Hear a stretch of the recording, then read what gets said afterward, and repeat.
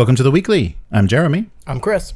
And this week on the Weekly, D&D Beyond gets worse. I don't believe it. You can imagine. Yeah, they figured it out. 13th Age, 2nd edition. Mm-hmm. Edgerunners starter kit. Okay, yep. Yeah, too much Edgerunners. We're talking every other week. And the Sassoon Files 2nd edition. So we were contacted by these guys, and so I thought I'd give them a mention. Their Kickstarter is hasn't launched yet. Okay, so but soon yet. Tomorrow, I think, actually. Oh, okay. That's the benefit of being in the future here. Yeah, right. The day after tomorrow for North America.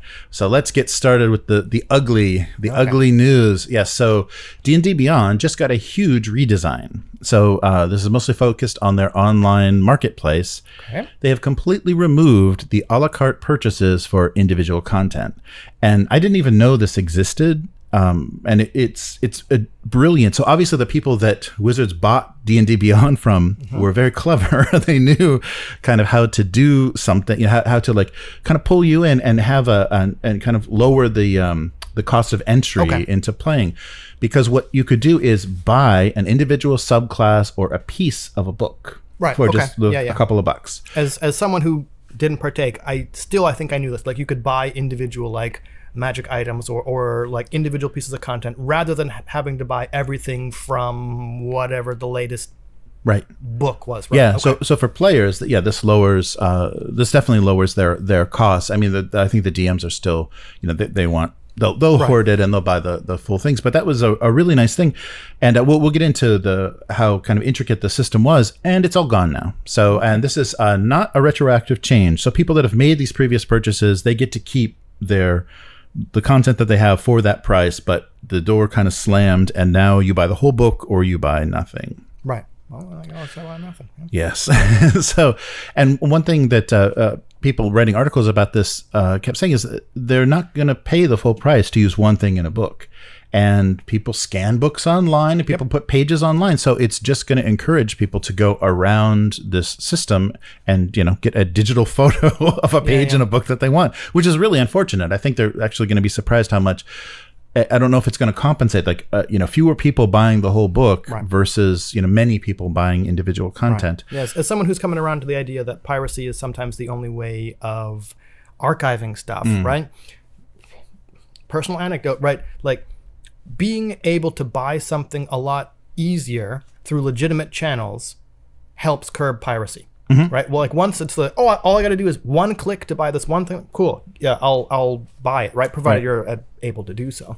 But yeah, having to jump through hoops, I don't need this entire source book. I'll just go download a scan of the one page I need. Right. Yeah, so on D&D Beyond, players could purchase physical books or digital copies of core rulebooks, source books, campaign settings, and that was integrated with their digital gameplay tools. So character creation and mapping software were included in D&D Beyond. So everything was right there, and a lot of people stayed digital.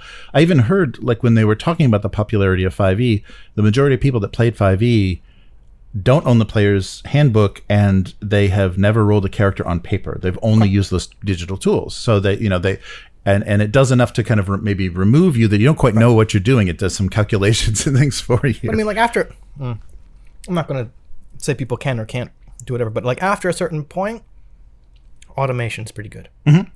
For certain games, you just, I remember trying to play Eclipse Phase that first time, and just why? It's automate this. Yeah, okay. Right. Yeah, so previously you could buy a single race, a class, a feat, a background, or monster stat block. And they would even bundle, you could buy them bundled together for a slight discount.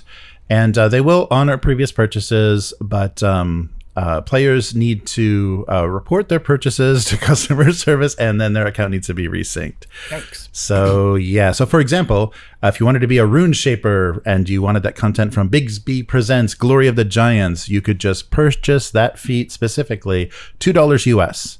And if you wanted, a bigger selection of things from there, it'd be about $10 to get all of the piecemeal new options. Sure. Whereas Glory of the Giants costs $29.99 for the full purchase. Yeah. So people are saying this is unfair, and it allowed people to inexpensively create characters and they didn't have to limit their options and didn't have to spend tons of money. So currently 5e has about 50 official books. So yeah, you're looking at a lot of money if you're just going to purchase everything that exists for 5e to have access, digitally have access for your players. $150? Yeah, for your times 30, yeah. Yeah, it is. No, 1,500. 1,500, yeah. There's a reason I went into art. Anyway. Yes, and especially if you're not even sure you like D&D yet, like that kind of upfront investment is, people that are just, okay, I'll try this out. It's nice. It's like, okay, I want to do this. Okay, here's $2 and I can do this and try it, and it's either for me or not. So doing away with that practice is going to, create. I think create a barrier now, and maybe that's what they want. They want you in or out. They want you pay pig, or they want you to just fuck off. So we'll see. But it does involve contacting customer service, which is something like the more hurdles they put in place, the less people are going to do it, right? Yeah, that's very true. So, and the one comment that I loved below one of these articles was someone just said, "Bye 5e, I'm done. I will look for something else to play, and it won't be from Wizards or Hasbro." I expect a lot of people to go back to pirated PDFs, but honestly, I don't care enough about the game to even do that. So, ouch. So yeah, that was some kind of bad news for people that play digitally to have limited options and the price basically going up. But Wizards said, "Oh, this is bad news. More bad news during our 50th anniversary. Let's release something that's good news and distract." So their distraction tactic is immediately said, "Oh, by the way, the 2024 revision of the D&D core rules will be included in the SRD, which will be under Creative Commons." So immediately, as it's released, it'll go into their SRD under Creative Commons. No open gaming license. Don't talk about that. We don't talk about the open gaming license. But the new SRD 5.2 that this is going to be under won't be available until early 2025 after the Monster Manual. So it's going to come out, but it's going to be almost a year. I kind of understand. They want to put everything out first, so that before it goes in the SRD. Yeah, I gotcha. Yeah. Okay. So it'll be localized in all the languages that they're publishing it in. So Japanese. Yes, right. Yes, I think they've backed away. So that's that's a little bit odd, but it also seems like let's try to get some something that'll make people happy out there, because we keep messing up. The traditional news is going to make their shareholders happy. Right? Yeah, right. Oh yeah, I think that's the shareholders like, good move, guys. Yeah, full price for everybody. But let's look at something else. So if you wanted an alternative to 5e, where would you go? If it still used a D20? Yes, right. I know where I would go, yeah. So the 13th Age is getting a second edition. So the storytelling action fantasy game. What they're thinking is incorporating the best parts of the D20 fantasy gaming with story-focused rules, and it's getting refreshed and modernized in the new version. So the original version was out maybe like 10 years ago. You're asking someone who can't remember what happened last week, right? Right. A while ago. Yes. So you can download a preview document currently on the Kickstarter page. But if you pledge at the Ochre Jelly tier or above, you'll get a fully playable draft of the 2E rules as an early access reward right away. So what are they doing in 2E of 13th Age?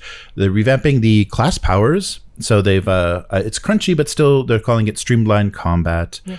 And no classes are left behind in this improvement. Revitalized monsters. So monsters have powers that trigger unpredictably. So they're trying to come up with more diverse mechanics and more randomness, I guess, to challenge heroes in surprising ways. So I guess surprise is the note that they were saying. I think there was also kind of maybe they did this in 5e too, like refresh powers, like. After a monster or a big bad uses like a pretty devastating power, beginning of its turn, you would roll a die, most often like a d6, and that power came back on a certain die roll.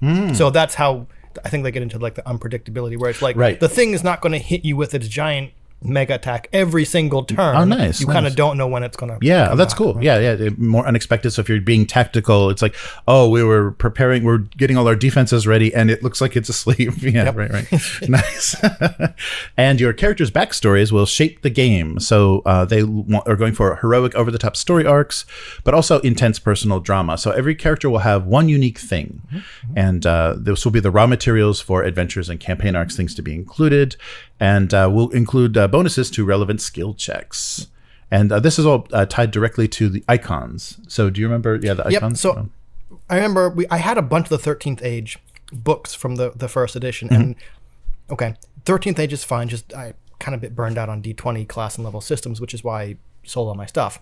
But they one of our complaints when the first time we reviewed it was that they start the book with icons, these 13 iconic NPCs for their setting, right? And it was a bit hard to get into with that initial chapter, but once you actually got to the meat, you're like, okay, you have each character has a certain number of points which they can put into kind of not necessarily a relationship, but how much they care about or associate with one of the 13 icons in the game. I see. And the more points you put into it, like the more, I guess, the more sway that icon has kind of over your character's destiny. So, or not necessarily destiny, but like if you had like 3 points in like the relationship with like the archmage, then it'd be like, okay, maybe you actually worked with the archmage, meaning that gave the DM a hook to say, by the way, the archmage is sending you on this quest, right? So it also can be used for like relationships. Like, okay,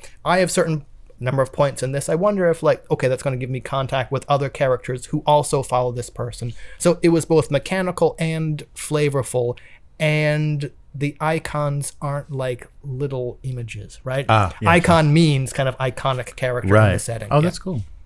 Yeah, so they said the emphasis or the point of it was similar to Greek heroes, having a complicated relationship with their gods. So yeah, interesting.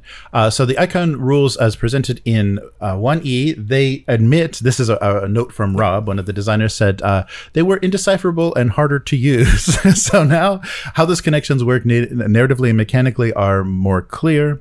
And interacting with your icon-aligned NPCs, flashbacks, channeling raw iconic power, and getting help from iconic associated spirits. So yeah, they've added a bit.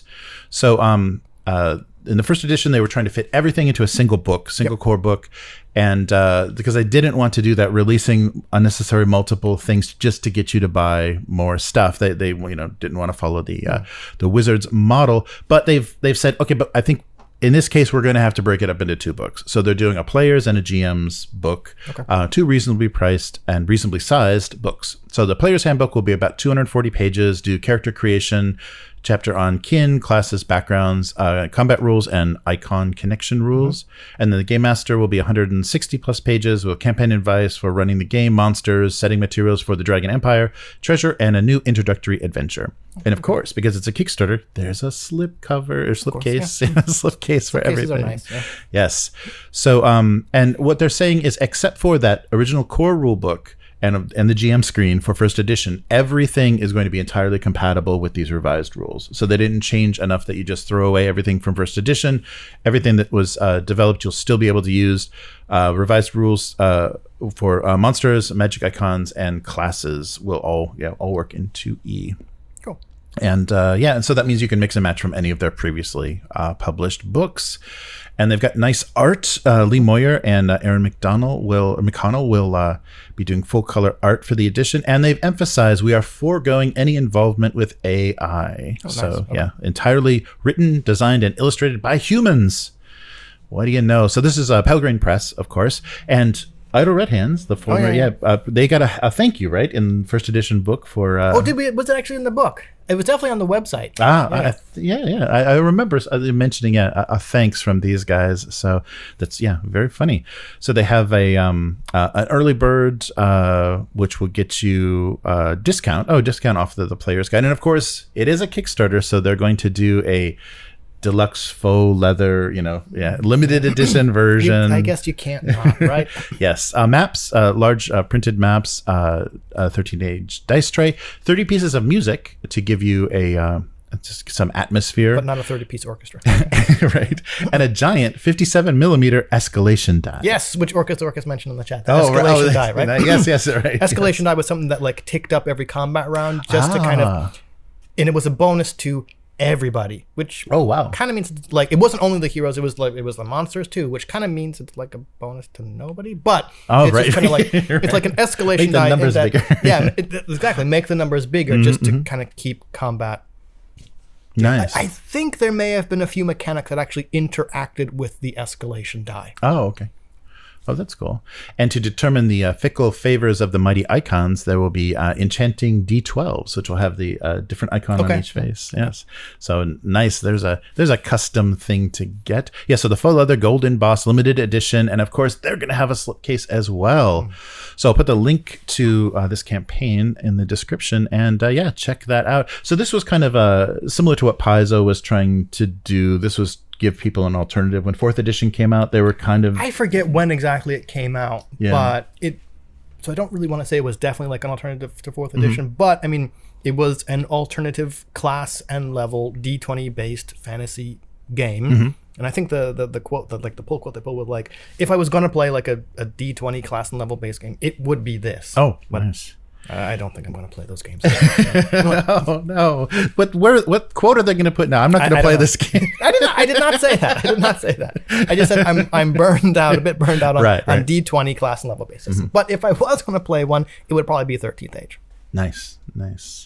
All right. Well, our Telsarian Games is releasing. We're talking about more Edgerunners, so I apologize if you have zero interest in anything anime related. The Edgerunners Weekly. Yeah, right. But I like Japanese designed cyberpunk, the character design, like art direction and design of cyberpunk characters by Japanese illustrators. Yeah, I like that. So we got another announcement. So previously we talked about a miniatures game that they were doing. Yeah. So they were theming a miniatures game around the Edgerunners setting, and I think because I mean there are iconic or known characters in cyberpunk, but this anime really got people excited about the setting, and it connected to the game, so it kind of worked well to feed back to the tabletop. So, and when you say there's iconic characters in cyberpunk, you're talking like the capital C cyberpunk, the original TTRPG. Yeah, right. Not small c cyberpunk, the genre. Yeah, right. Yeah, sorry, not the genre. Yeah. The 2020, cyberpunk 2020, and then the cyberpunk red now.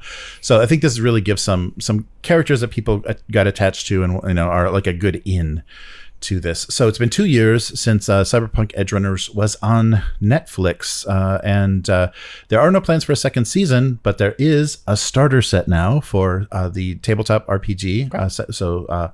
Cyberpunk Red is getting Cyberpunk Edgerunners Mission Kit, and this is a starter kit for the table. So I guess it's I think they previously did do a starter set, or at least a free quick start. I think for Cyberpunk Red, I think there was. So this is themed specifically around the show. The nice thing they do, they stat the characters from the show, but you don't play them. So I think that was a good move, because that's a little silly. Yes. So the starter set will include 3 books, 120 pages. The mission kit will be how to play for first players, a timeline. There'll be a lore book with the official backgrounds. And they'll stat out, David Martinez, Lucy Kushinada, and all of your favorite protagonists from the Netflix series. But they will also include an adventure called The Jacket, and then 7 pre-generated characters specifically designed to play in that, so you can choose between what kind of character you'd like to play. So this is coming out to mid to late June for $35 US. And so you don't have to have any form of knowledge of Cyberpunk Red to play, but it is using those rules, and it'll be a nice quick introduction. And so not D20, right? A single D10 you're rolling with adding relevant skills, attributes, and bonuses from your gear against a difficulty value. Really, that's just half a D20. That's true. And then also rolling for successes and complications. So the full length mission, The Jacket, will feature these 7 pre-made characters, but also included in the box are themed dice, standees, tokens, and maps. So everything you need to run this adventure. And it was funny. I put this in the show notes, and then I got an email from our Tessarian elaborating on what this release is. So immediately I was like, oh, well, that's perfect. So now we have even more details. So the digital version you can purchase from drive-thru, and then the physical version will go to retail and then also on their site. I'll put a link to that so you can find it. So here's the details of what's contained in The Jacket. So the adventure included will be 30 pages of a mission, 8 pages of NPC stat blocks, and then 2 pages for GM advice for newer GMs. And so like I said, you're not playing the Edgerunner characters. You can play one of the 7 pre-gens. And I think they also, if you already have the rules, character creation rules, if you already have the Cyberpunk Red, you can also make your own characters if you want more attachment, if you want to be in it, if you're playing this, I guess, for the setting.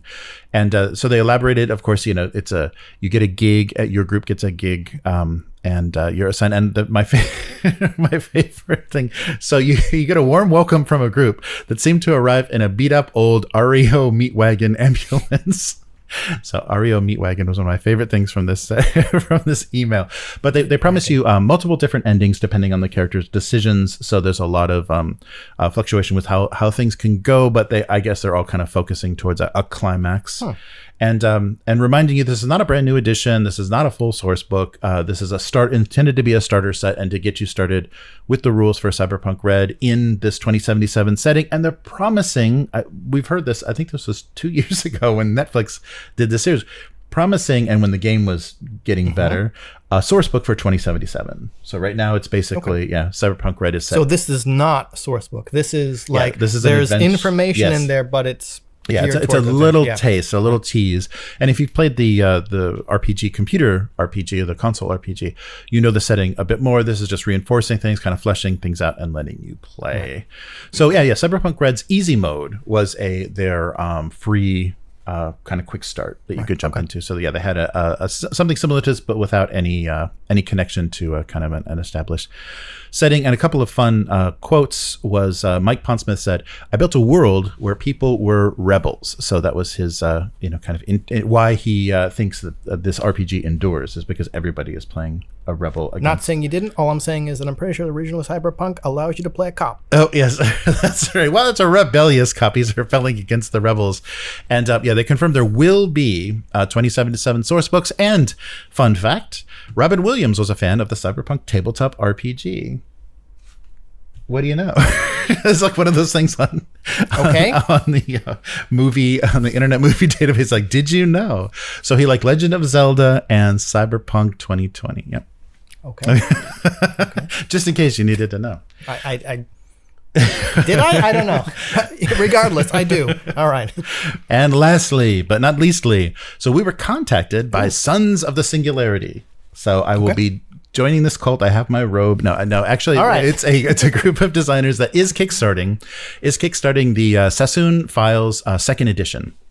So this is a revised version of a previously released setting, and I think the setting is pretty compelling. I think it's a really interesting choice for Call of Cthulhu. Okay. So this is horror in the Pearl of the East, a 1920s Shanghai campaign for Call of Cthulhu.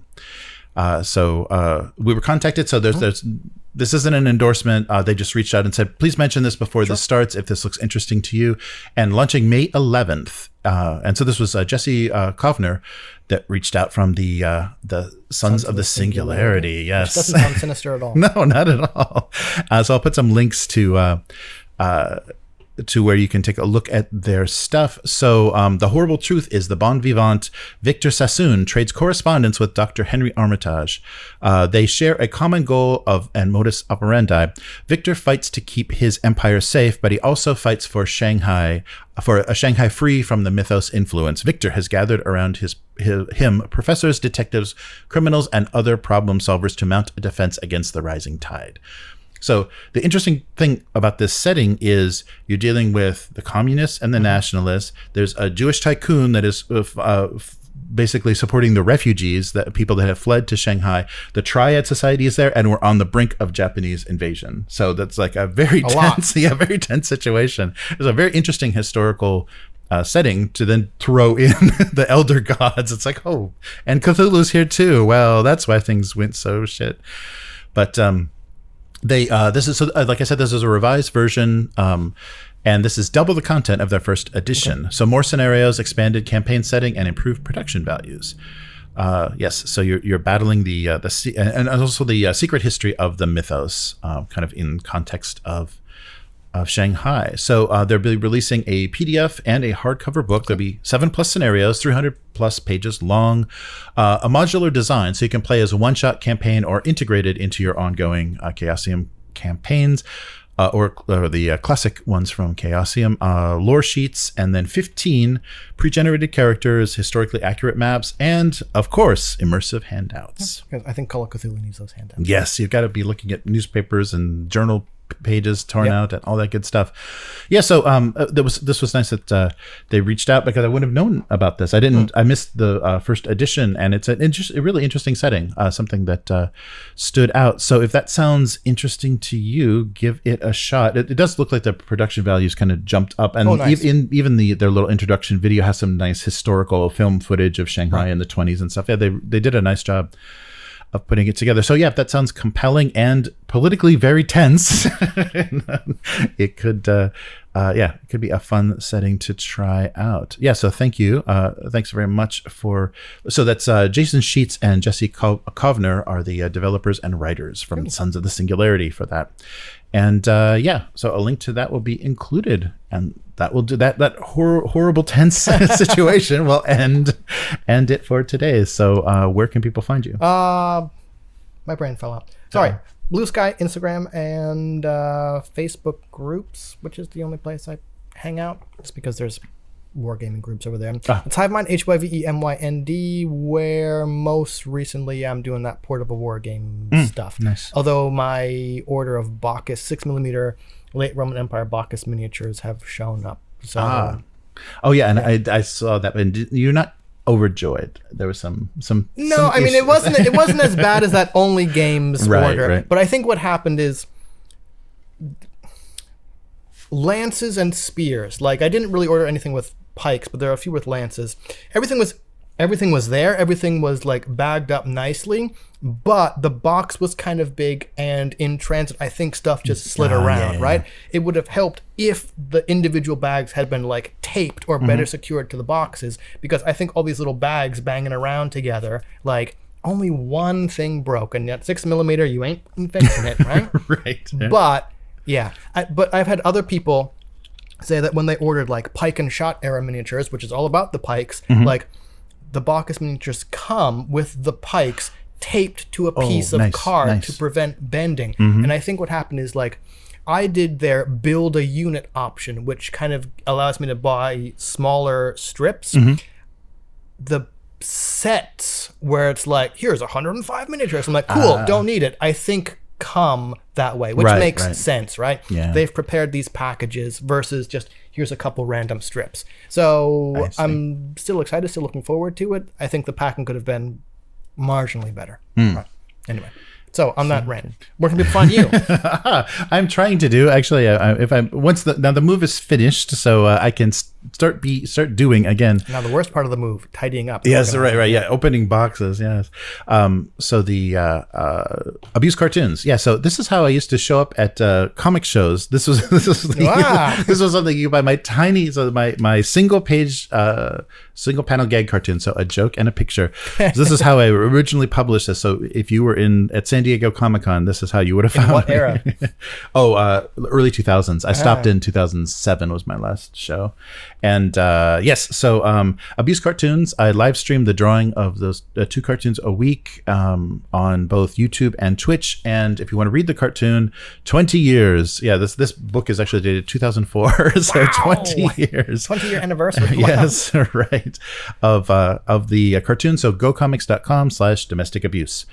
And if you like what we're doing here, the weekly, consider becoming a weekling. Yes, the strongest of all supporters. By visiting patreon.com/upturntable. So we have several tiers where you can kind of show us what you like on the channel, what you want to see more of in the podcasts, and other content. And we're doing actual plays and lore videos and all kinds of fun stuff. We got to get back to reviews. I just saw on the YouTube podcast thing that now Google Podcast is now going to be all on YouTube, and our reviews is a podcast all by itself. But the last review was like Forbidden Lands or something. So it was a long time ago.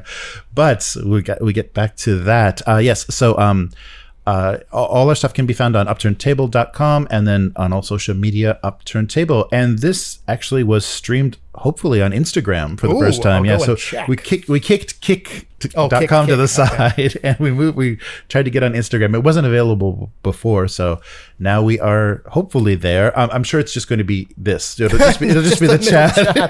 There's no people on this one, yeah. So it's either going to be big, or black even worse, squares. it'll just be like one of us. Right, yes, one of us reacting to somebody. But yes, so all of that is available. And the audio for this goes onto the RSS feed for patrons. So if you want to listen to this just on audio, if that's, you don't even have to look at us. Don't want to see our faces. Yes. Yep, fine.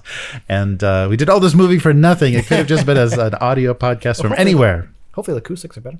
Yeah, I hope. We'll see. The sunlight is better, at least. It is. And so we'll be back again next week. Yep. Later, mortals. Goodbye.